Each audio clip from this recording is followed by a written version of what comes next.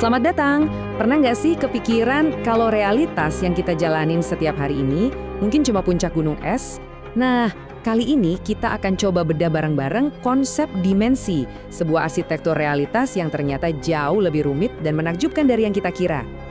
Oke, pertama-tama mari kita goyang sedikit fondasi pengalaman kita. Dunia yang Anda lihat, dengar, dan rasakan sekarang ini, apakah ini benar-benar realitas yang sesungguhnya?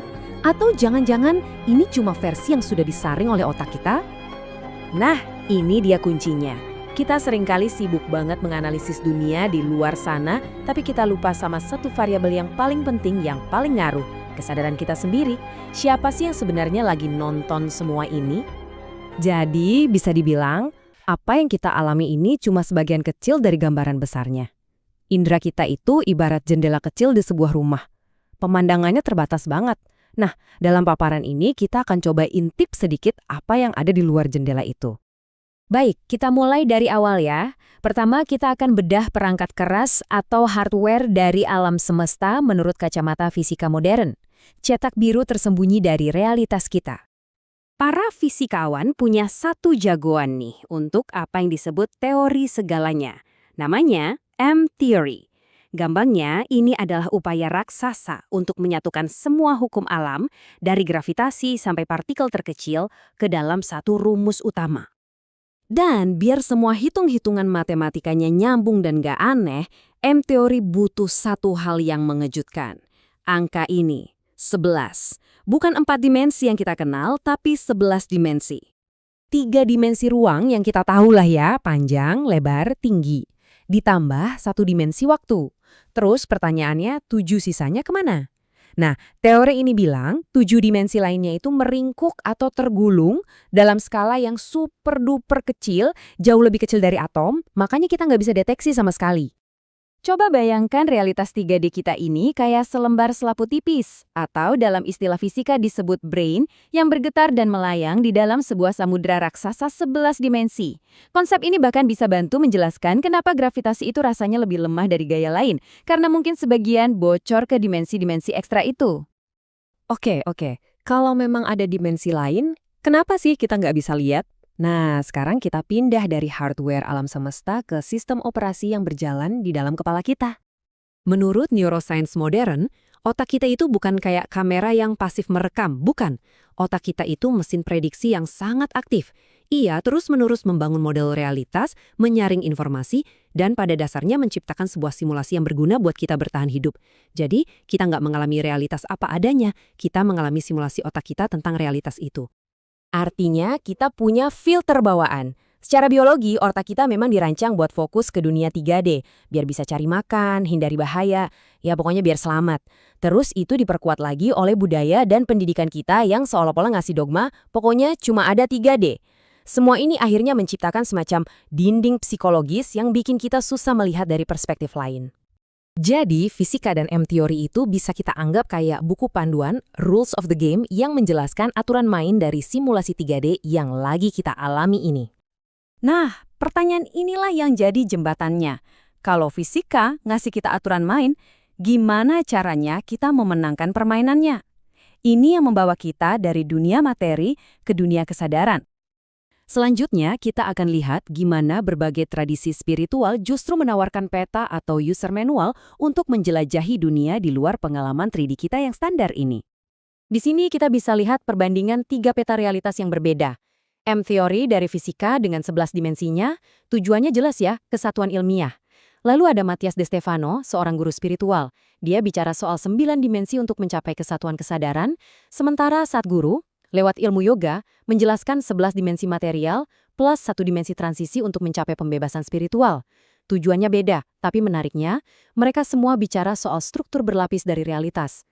Kalau kita bandingkan dua perspektif spiritual ini, ada perbedaan yang menarik.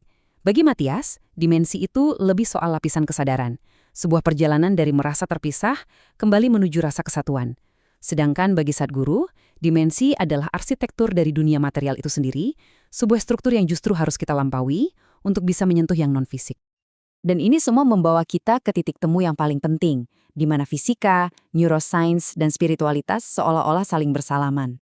Kutipan ini benar-benar mengubah segalanya. Kita seringkali terlalu fokus sama layar realitas, dunia material di depan kita, sampai kita lupa sama proyektor yang menayangkan itu semua. Ya, kesadaran kita sendiri. Ini ide yang, wow, dalam banget. Coba deh pikirin. Tanpa ada aku yang mengamati, 11 dimensi itu ya cuma rumus matematika di atas kertas. Alam semesta butuh saksi mata untuk menjadi nyata. Anda bukan sekedar ada di dalam alam semesta. Alam semesta terjadi di dalam kesadaran Anda. Jadi inti dari semua ini sebenarnya adalah ini. Memperluas kesadaran itu bukanlah tentang perjalanan astral ke dimensi lain. Bukan. Ini tentang membersihkan kacamata atau lensa persepsi kita di sini dan saat ini. Supaya kita bisa melihat realitas yang sama persis, tapi dari sudut pandang yang jauh lebih luas. Sebagai penutup, saya akan tinggalkan Anda dengan sebuah pertanyaan. Sebuah pertanyaan yang mungkin akan mengubah cara Anda memandang diri sendiri dan alam semesta selamanya. Apakah Anda seorang manusia yang sedang memiliki pengalaman sadar? Atau jangan-jangan Anda adalah kesadaran itu sendiri yang sedang memiliki pengalaman menjadi seorang manusia? Coba renungkan.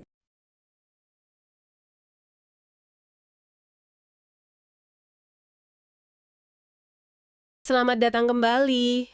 Materi yang kamu kirimkan kali ini, wah ini beneran dalam. Kumpulan draft, catatan, perbandingan, semuanya muter-muter di satu kata, dimensi. Kelihatannya simpel, tapi ternyata rumitnya luar biasa. Rumit banget kan? Jadi, misi kita hari ini adalah membongkar konsep ini dari berbagai sudut pandang yang kamu kumpulkan. Kita bakal lihat dari kacamata fisika teoretis, terus nanti kita lontat ke sains yogik, bahkan spiritualitas modern. Betul. Intinya, kita mau coba jawab pertanyaan mendasar dari semua catatanmu ini. Realitas ini sebenarnya apa sih? Apakah panggung yang kaku dan objektif, atau lebih kayak simfoni dengan banyak lapisan yang interpretasinya tergantung kita sebagai pengamat? Nah, itu dia pertanyaan intinya. 9 dimensi versi Matthias De Stefano dan 12 dimensi menurut Sadhguru. Oke, langsung aja kita bedah ini. Kita mulai dari yang paling baku kali ya, yang paling sering kita dengar, science. Fisika teoretis, kamu menyoroti M-teori yang bilang ada 11 dimensi. Ini kedengarannya kayak fiksi ilmiah. Tapi di catatanmu ditekankan kalau ini kebutuhan matematis. Kebutuhan untuk apa sebetulnya? Tepat. Kebutuhannya itu untuk tujuan yang super ambisius, menyatukan semua gaya fundamental alam. Bayangin deh, fisika itu punya 2 set aturan yang hebat tapi nggak akur. Oh, oke. Satu, relativitas umum Einstein buat ngejelasin yang besar-besar, kayak planet dan galaksi. Satunya lagi, mekanika kuantum, buat dunia partikel yang super kecil. Iya. Nah, dua-duanya ini oke di dunianya masing-masing, tapi kalau digabungin, rumusnya berantakan. M-theory ini datang sebagai kandidat theory of everything yang mencoba menyatukan semuanya. Dan supaya matematikanya nyambung, semesta ini butuh 11 dimensi. 11. Oke, 10 dimensi ruang satu waktu kan? Nah, yang 10 dimensi ruang itu yang susah dibayangin. Kita kan cuma kenal 3, panjang, lebar, tinggi.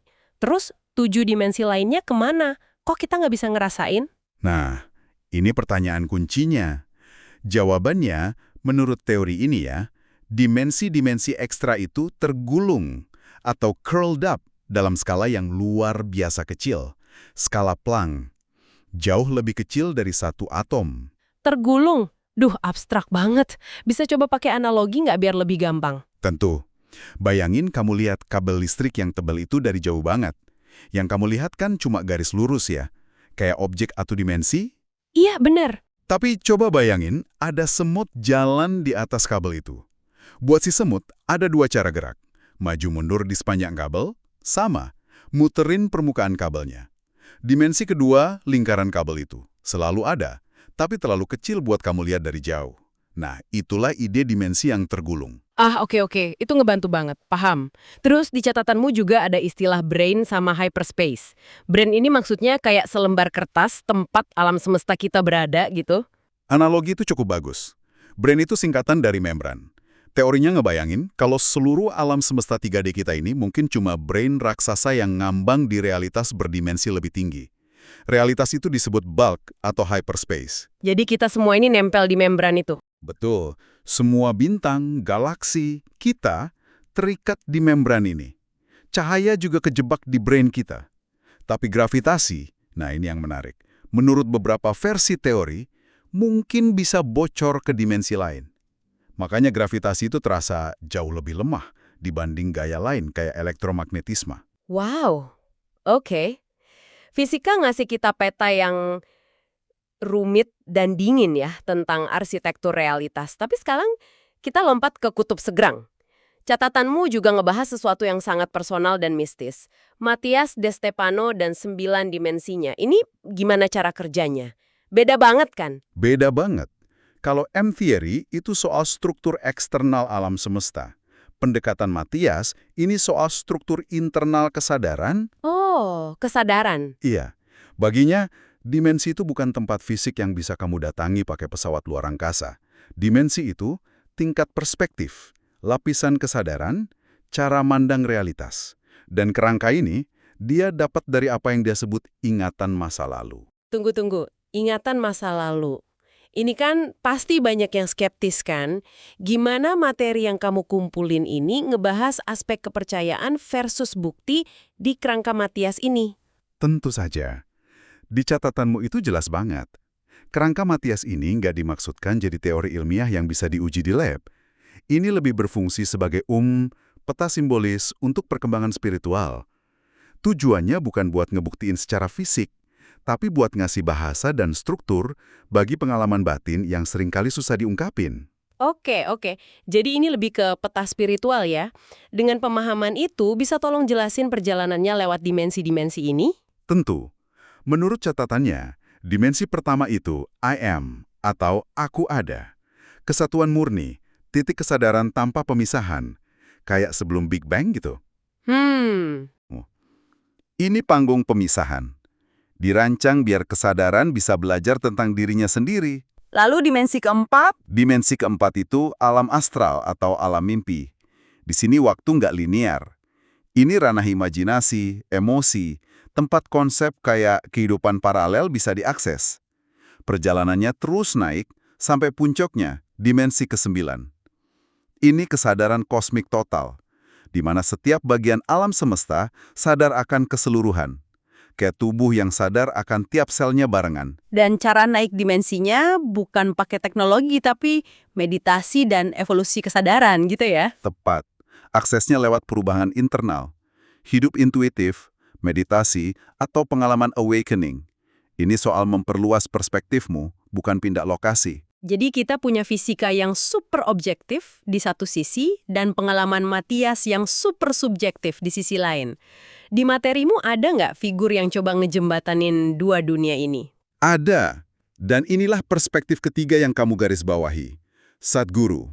Dia kayak berdiri di tengah-tengah. Dia nawarin kerangka ganda yang menarik. Menurutnya ada 11 dimensi material. Dia nyebutnya desain konstruksi alam semesta. Ini pola dasar yang berulang di mana-mana. Dari cara atom tersusun sampai galaksi terbentuk. 11 dimensi material? Kedengarannya mirip fisika ya? Terus jembatannya di mana? Jembatannya ada di dimensi ke-12. Menurut Sadhguru, dimensi ke-12 ini sifatnya non-material. Ini bukan lagi bagian dari cetak biru fisik. Ini sebuah gerbang. Sebuah transisi buat keluar dari batasan ciptaan material itu sendiri. Ini jalan menuju kesadaran murni atau pembebasan, yang dalam tradisi yogik disebut mukti. Enggak juga. Buat Sadhguru, ini bukan tujuan setelah mati, tapi kemungkinan dalam hidup ini. Mukti itu pembebasan dari siklus kompulsif pikiran, emosi, dan karma. Ini tentang mengalami realitas apa adanya, tanpa filter ego kita. Jadi melampaui 11 dimensi material itu bukan cuma konsep filosofis, tapi tujuan praktis yang bisa dicapai. Caranya? Lewat teknologi batin kayak yoga. Bukan cuma peregangan loh ya, tapi sebuah sistem presisi untuk ngatur ulang tubuh, pikiran, dan energi kita. Biar bisa secara sadar melampaui batasan fisik. Oke, 3 peta realitas yang beda banget. Struktur matematis, lapisan kesadaran, dan desain kosmik. Tapi ada satu benang merah yang terus muncul di catatanmu, Erden, dan rasanya ini inti dari semuanya. Peran si pengamat. Peran kesadaran. Persis. Inilah titik di mana semua perspektif ini mulai ngomong bahasa yang sama. Dan catatanmu menghubunginya dengan brilian ke neuroscience modern. Kamu merujuk pemikir kayak Anil Seth. Pandangan mereka itu merevolusi cara kita mahamin otak. Otak itu bukan jendela pasif yang cuma nerima data. Sebaliknya, otak itu mesin prediksi yang proaktif. Otak terus-menerus nebak apa yang ada di luar sana, terus pakai data dari indera kita cuma buat ngoreksi tebakannya. Tunggu. Ini kan ngebalik semua yang kita pelajari. Jadi, apa yang kita sebut realitas 3D yang solid ini sebenarnya bukan realitas itu sendiri, tapi simulasi terkendali buatan otak kita. Tepat sekali. Itu adalah halusinasi terkendali kolektif kita. Realitas yang kita alami itu model kerja terbaik buatan otak yang disaring lewat filter biologis dan psikologis kita. Tujuannya cuma satu, bantu kita bertahan hidup, bukan buat nunjukin realitas apa adanya. Wah, ini implikasinya gede banget. Artinya, sains yang kita kenal pada dasarnya produk dari keterbatasan biologis kita. Catatanmu punya analogi yang kuat soal ini. Kayak orang pakai kacamata biru seumur hidup, terus dengan yakin bilang hukum semesta itu ya segalanya harus berwarna biru. Jadi, sains itu cuma subset dari kesadaran, bukan sebaliknya. Itulah lompatan filosofis yang diusulkan materi-materi ini. Ini ngebawa kita langsung ke jantung misteri fisika kuantum. Efek pengamat. Fakta bahwa tindakan mengamati partikel bisa mengubah perilakunya. Iya. Catatanmu nyampeinnya dengan puitis banget. Tanpa aku, sang pengamat, alam semesta cuma lautan probabilitas matematis yang sunyi. Ada metafora yang cemerlang di sana. M-theory itu mungkin buku manual cara kerja mesin semesta. Tapi kesadaran adalah arus listrik yang nyalain mesinnya.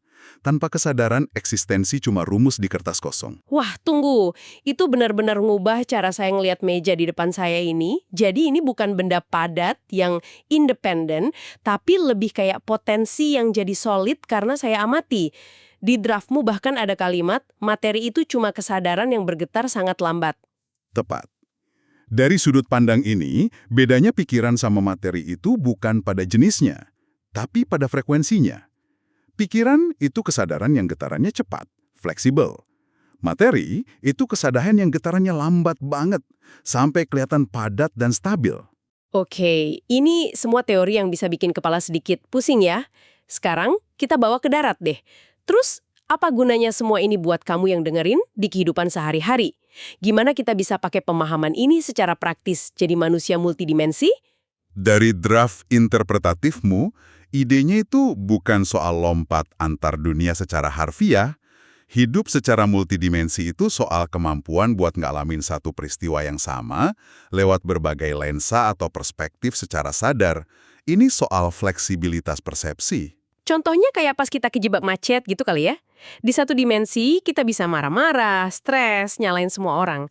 Tapi di dimensi lain dengan kesadaran, kita bisa lihat itu sebagai kesempatan buat dengerin pembahasan ini sampai habis. Peristiwanya sama persis, tapi dimensi pengalamannya beda total. Contoh yang sempurna. Atau contoh di catatanmu, tantangan besar kayak kehilangan pekerjaan. Peristiwa yang sama bisa dialami lewat dimensi perjuangan dan penderitaan, tapi bisa juga dialami lewat dimensi eksplorasi dan keberanian, di mana tiap penolakan itu data, tiap kegagalan itu pelajaran. Kemampuan milih dimensi mana yang mau kita huni, itulah kekuatan praktisnya. Jadi pengetahuan ini tujuannya buat memperbarui perangkat lunak dari keakuan kita ya. Buat sadar kalau hukum fisika itu bukan penjara, tapi aturan main yang bisa kita lampaui dengan ngubah cara kita bermain. Betul sekali. Tujuannya transformasi diri. Bukan buat nentang hukum fisika, tapi buat menguasai satu-satunya hal yang benar-benar kita punya. Persepsi kita. Oke, jadi kalau saya coba rangkum sintesis akhir dari draft Sinfoni Realitas milikmu ini, fisika lewat M-teori ngasih kita cetak biru arsitektur gedung 11 lantai. Neuroscience ngejelasin kenapa kita seolah terkunci di lantai dasar, di lobi, yaitu realitas 3D. Dan spiritualitas dari Matthias maupun Sadhguru nawarin berbagai metode, berbagai kunci buat mulai buka akses ke lantai-lantai lainnya. Bukan pakai lift fisik, tapi pakai lift kesadaran. Pemahaman saya udah tepat? Pemahaman yang sangat tepat. Ketiganya itu bagian dari cerita yang sama, dilihat dari sudut yang beda. Baik, mari kita simpulkan perjalanan kita hari ini. Kita udah lihat konsep dimensi dari 3 sudut pandang. Sebagai kebutuhan matematis, lapisan kesadaran, dan desain konstruksi material yang bisa dilampaui. Tapi benang merahnya jelas, kekuatan perspektif dan peran sentral kamu, sang pengamat, dalam mendefinisikan realitas itu sendiri.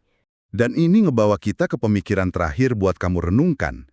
Mungkin fokus pertanyaannya perlu kita geser. Bukan lagi apa itu dunia, tapi siapa yang sedang melihat. Kita seringkali terlalu fokus sama detail di layar realitas pekerjaan, hubungan, masalah, sampai kita lupa sama proyektornya, yaitu kesadaran kita sendiri. Kita bangun teleskop raksasa buat lihat keluar, mikroskop canggih buat lihat ke dalam, tapi jarang banget kita luangin waktu buat lihat si pemegang alatnya.